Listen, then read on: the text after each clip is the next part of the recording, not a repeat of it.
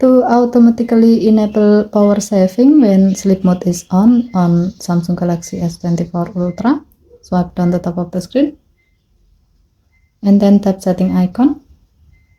Scroll down the screen to find mode and routine. Tap mode and routine. While you are in the mode section, tap sleep. Scroll down the screen. Tap other action. Under suggested action section, tap power saving. And then make sure to set it to on. And then tap done button. Next, tap done button to save the change. With this setting, your phone will automatically turn on power saving when sleep mode is on. Okay, thank you for watching. Please help to like and subscribe. Have a nice day.